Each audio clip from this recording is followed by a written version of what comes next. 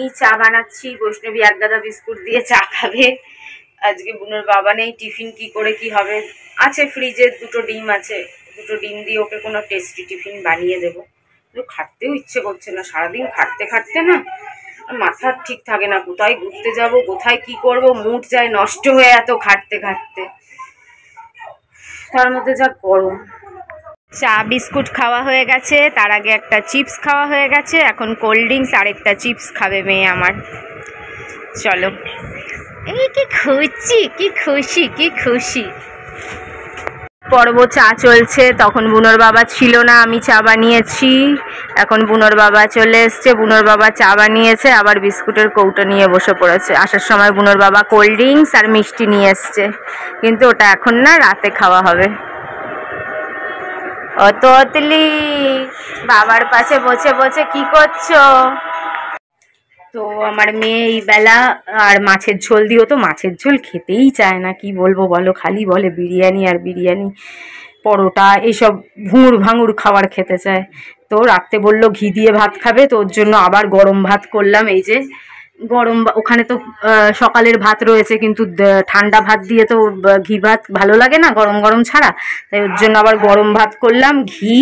আর মাছের ঝোল খাবে না, তাই মাছ তুলে মাছ জল দিয়ে ধুয়ে আবার তেলে ভাজলাম। এই যে মাছ জল দিয়ে ধুয়ে আবার তেল দিয়ে মাছ ভাজলাম, নুন দিলাম, ঘি দিলাম, এবার এই দিয়ে ও ভাত খাবে। তন্ন উঠে পড়ি, খেয়ে নি, অনেক ঘি দিয়েছি, দেখা যাচ্ছে না, গলে গেছে সব গরম ভাতে, ভালো করে পুরোটা মাখ নুন দিয়ে। বন্ধুরা এখন বাজে রাত্রি কটা বাজে, 12টা, 12:30 বাজে। এখন ক্যাম্পা খাওয়া হবে, ক্যাম্পা মিষ্টিও রয়েছে, কিন্তু মিষ্টি আর খেতে ইচ্ছে করছে না। বৈষ্ণবী যদি খায় তো খাবে, আমি একটু ক্যাম্পা খেয়ে ঘুম দেবো। ঘুমটা ছাতার মতো আসবে না, দেখো হেডফোন লাগানো। গুড মর্নিং বন্ধুরা, দেখো 4:45, সারা রাত তো আমি ঘুমাইনি।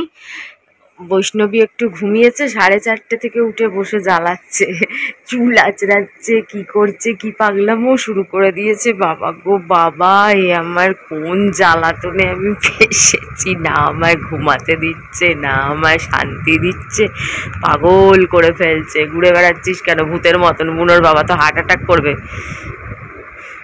বৈষ্ণবীর সাথে এখন ওই কথাটা পুরোপুরি খেটে যায়। হাউস দ্য জোশটা দেখো একবার। এখন আমি ভোর 5টার সময় চা বানাচ্ছি।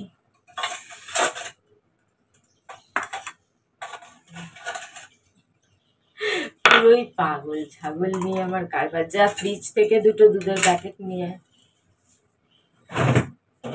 আস্তে আস্তে আস্তে। হায় ভগবান, সকাল সকাল জল চলে গেছে। বোঝো, শুধু কাণ্ডগুলো একটার পর পর দেখে যাও। হাত দেবো, একটাই দুধ আছে, দুধ নাকি একটাই আছে। বুনোর বাবাকে না কি বলবো, আর কিচ্ছু বলার নেই, একটাই দুধ আছে, ভাগ্যিস আছে, নালে একবারও চা খাওয়া যেত না। বোঝো এবার, তার মধ্যে জল নেই, জলের বোতল নিয়ে আয়। মানে কি কি প্রবলেম হচ্ছে শুধু কাউন্ট করো, একটা একটা করে। এবার খাওয়ার জল দিয়ে চা বানাতে হচ্ছে, আর একটা দুধ দিয়ে কতটাই বা চা হবে। কি করব, জল চা খাই আর কি, রাস্তার দোকানের মতন।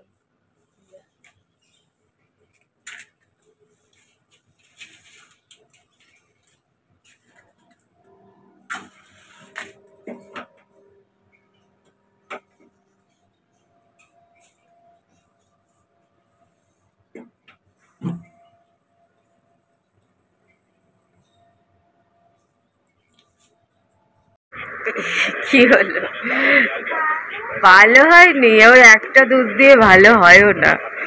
দেখো এক গাদা বিস্কুট নিয়ে বসে পড়েছি।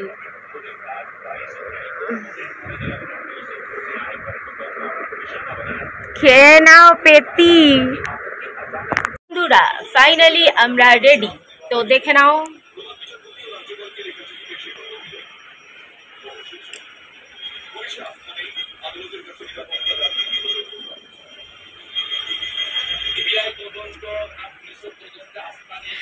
সেই সকাল থেকে 4:30 উঠে বসে আছে, এখন বাজতে যায় 6:30, এখনো 6:30 বাজেনি। এই 5 মিনিট 10 মিনিটে বেরিয়ে যাব।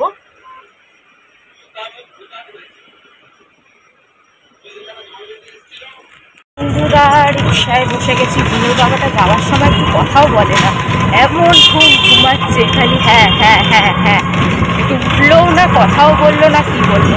লাস্টে এই এয়ারটপসটাই নিলাম, কেন বারবার না অসুবিধা হয়, ইরিটেটিং হয় ভীষণ, এখানে ঝুলতে থাকে, বড্ড বিরক্ত লাগে।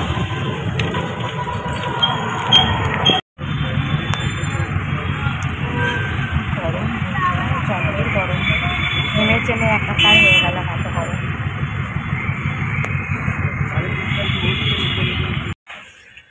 বন্ধুরা চা খাচ্ছি, ভেবো গেছে ঠান্ডা, কোল্ড ড্রিঙ্কস, চিপস, কেক এসব কিনতে। আমি বসে বসে ততক্ষণ চা খাই। বন্ধুরা এই যে আমার বাস ছেড়ে দিল।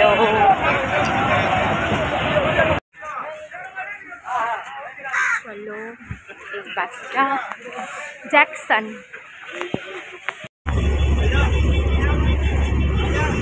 ব্যাগ থেকে আবার ফোন বার করছে না।